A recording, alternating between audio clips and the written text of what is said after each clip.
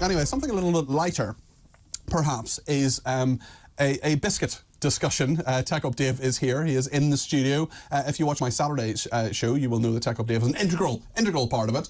So it's lovely to see you. How are you doing? Afternoon. Afternoon. Yeah, seems a bit weird saying that. I know, it's dark outside and everything. Yeah, exactly. So let's have the biscuit breakdown. Cardi P's Biscuit Breakdown.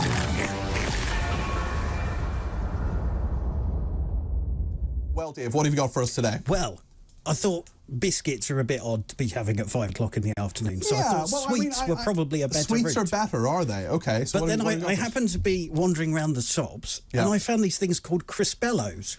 Crispellos? I have no idea what they are. It says 4 fingers of light, crispy, coated in milk chocolate. A little bit Kit Kat-esque, perhaps? I'm thinking it might be. Okay, let's give this a go. What we're going to get here. Let's give this a go. Are you going first or am I going first? You can go first. Someone needs to keep talking. I'll keep talking. At the same time, in the same shop, I did sort of step back in time, though. Okay. Because Kylie? I found a packet of Opal Fruits. Opal Fruits, my goodness. By the way, those are very chocolatey and very nice. They don't taste like Kit Kats at all. They're more crispy, as the name would suggest. Excellent. But give me your hand over the Opal Fruits there. You have the Opal Fruits. Thank you. Opal Fruits, my goodness. Well, they changed their name to Starburst at one stage, didn't they? Because I think in America they were known as Starburst. So I don't know. And they've got Opal Fruits all over made to make your mouth water. Oh, lovely. Well, the red ones are definitely my favourite, so I'll take a red one and a yellow one. But thank you very much indeed. You haven't tried the Crispello yet, have you? Well, give it a go. Keep talking. I will talk. I will talk. Sally has been in touch. She says, please tell our human to stop meowing fanatically when Jack appears introducing Cat of the Week. It's scary and pisses us off, says Dinah, Nick and Sally. Well, I will warn you that we're going to talk about Cat of the Week in just a second. So if I say, and here comes Cat of the Week, and you want to sort of put down momentarily the volume just for 5 seconds or so when you get the meowing, or maybe more like 10 or 15 seconds, maybe that's not a bad idea, because I know there are some cats who are upset by it. So what's the verdict on the Crispello? They're nice, aren't they? They're quite chocolatey and chocolate biscuity. They're chunky and chocolatey, yeah. I'm fan of it. And the Opal Fruits, I mean, I'm sure they're probably just the same as basically Starburst, the same with a different wrapper on, really. Well, I would imagine so. They're looking for suckers like me that are old. So you're not old, you're classic. So where did you get these? Was it just like a normal shop, or was it special? Yeah, it was just a normal high street shop. It was it's just exactly the same. Excellent. Didn't your mother ever tell you not to talk with your mouth full? It's a problem when you're broadcasting, really, but yes. I will take that under advisement, definitely, yeah. Have you just swallowed that? Yeah. Struth. I'm a fast eater. I'm a very fast eater. In fact, one member of my family, who shall remain nameless, is always telling me off for eating so quickly, and this member of my family, who shall remain nameless, is someone who doesn't eat as quickly and feels under pressure because I'm a fast eater. And I think as my frame would suggest, Tech Up Dave, I sort of eat quite a lot of food as well, so get to second helpings quite quickly. I was going to say that's how you get to second helpings much faster. Shall we do Cat of the Week? Let's do Cat of the Week. It's Cardi P's Cat of the Week.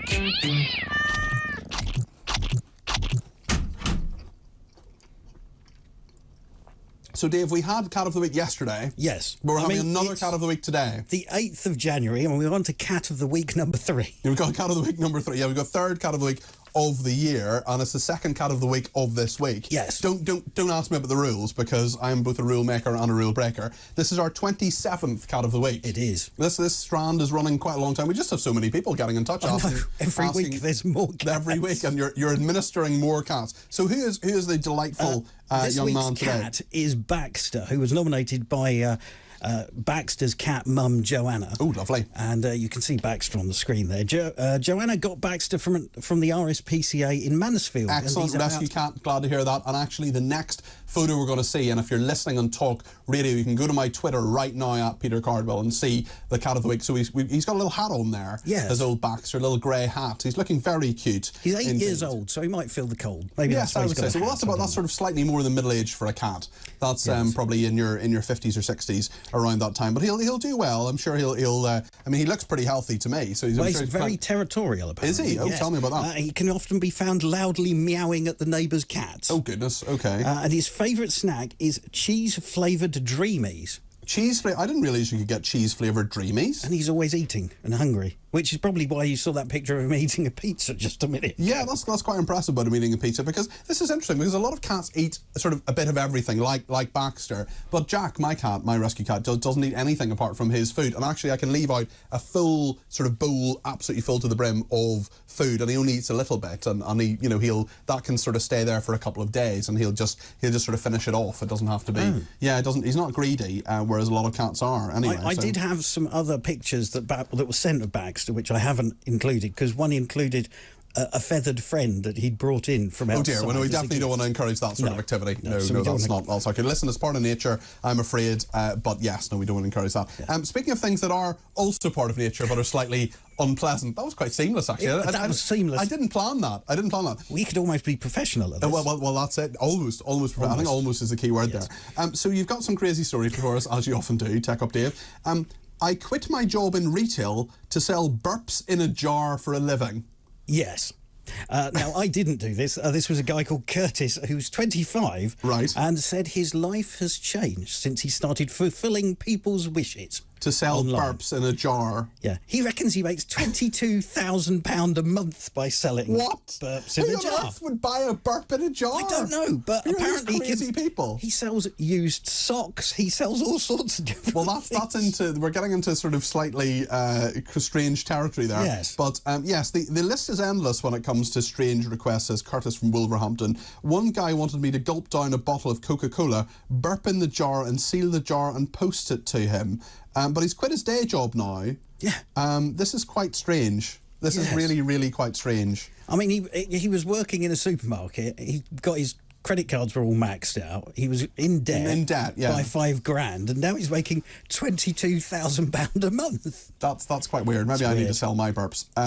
Maybe not. Maybe not. I don't think anyone would pay £22,000 a month for them, or indeed 22p. Man who ate 124 kebabs in a month says it hurt him physically and psychologically. Well, yes, it probably would, wouldn't it, really? Yes. But he was doing his epic kebabathon for a good cause. I mean, is this a good idea? I see these things all the time about people, you know, I can eat 75 hot dogs in 10 minutes or whatever. I mean, are these things are they things we should be encouraging? Because the Guinness Book of Records, for example, has been saying, you know, they want to discourage people from trying to do these sort of, you know, eating, drinking sort of things. There was a competition as well. I remember you could win in it, and this is actually tragic. I mean, it sounds funny, but it's not. I think it was in Japan. They said you can win a Nintendo Wii if you keep drinking and not urinating, and the person who urinated the last would win a Nintendo Wii. Wii being the operative word. And then they died because, I mean, urine is toxic in your system, and you need to get rid of it. So yeah, I'm not sure eating 124 kebabs in a month is a good idea. So why did he do this?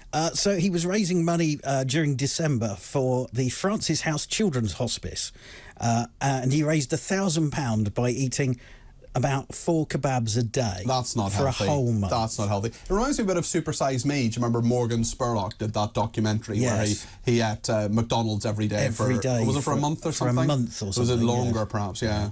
But apparently it started off, it was fine. After the first 2 weeks, it sort of he started to feel a little damaged. I'm sure you would. Mentally and physically, I would guess. I have enjoyed it, but it's hurt me physically, he said. I felt like, well, I'm not saying that word, but he hasn't felt good. No. I'm not getting any fruit, no vegetables, and no nutrition. I couldn't eat anything else. I mean, I'm not sure this is the best. I'm not sure we should be encouraging people to do this. What about the salad on his kebab, or was he you should have some salad, definitely. Yeah. But as the Simpsons tell us, you know, you don't win friends with salad.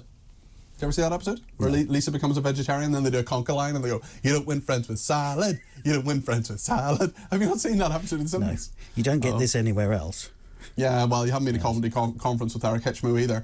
Right, I'm being... that is a wonderful update, Dave. So thank you very much indeed to Tech Up Dave for his thoughts on that. No doubt you will be back next Saturday between 10 and 1. Yeah, unless they fire me. Well, we'll see. We'll see. I would imagine your job is safe. Certainly if I have anything to do with it. And thank you for all the admin, obviously, around Cat of the Week as well. Dave makes the videos himself. And as I say, Cat of the Week this week, Baxter. If you want to have a look at him, he is on my Twitter already, at Peter Cardwell. And don't forget to follow me there as well.